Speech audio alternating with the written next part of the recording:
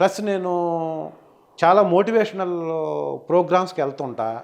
నేను సర్వీస్ ఓరియంటేషన్లో ఉన్న అనాథ శరణాలయాలో లేకపోతే కార్పొరేట్ స్కూల్సో గవర్నమెంట్ స్కూల్స్కో నన్ను మోటివేషన్కి పిలిస్తే వెళ్ళి మాట్లాడుతుంటా.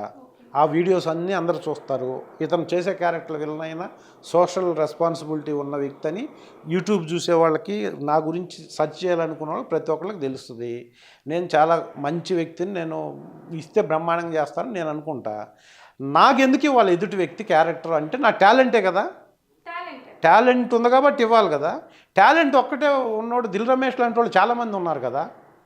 అదే ఇలా మీలాగా టాలెంట్ ఉన్న వాళ్ళని ఎందుకు తీసుకోవట్లేదు? తీసుకోకపోతే నేను ఇండస్ట్రీలోనే ఉన్నాను కదా. చిన్న చిన్న రోల్స్ కదా సార్, మెయిన్ లీడింగ్. ఇప్పుడు 25 ఇయర్స్ నుంచి మీరు ఉంటున్నారు కంటిన్యూటీగా, అండ్ మీకు ఏ క్యారెక్టర్ ఇచ్చినా కూడాను మీరు దాన్ని 100% క్యారెక్టర్ తగ్గట్టుగా మీరు చేస్తాను. ఇలాంటి ఆర్టిస్టులు ఇంకా చాలా మంది ఉన్నారు, సీనియర్ ఆర్టిస్టులు. బట్ వీళ్ళందరినీ కాదని ఒక విలనిజం కానివ్వండి, లేదంటే ఒక బాబాయ్ క్యారెక్టర్, ఇంకా ఏదైనా అనదర్ క్యారెక్టర్ ఏదైనా సరే మంచి లీడింగ్ ఉన్న క్యారెక్టర్లో మన తెలుగు వాళ్ళనే తీసుకోవాలి అనేటటువంటి ఆలోచన ఎందుకు కలగట్లేదు అనేదానికి అసలు ఏం చెప్పలేము. ఇప్పుడు నేను అనుకుంటాను ఇవ్వాలని, నాకెందుకు.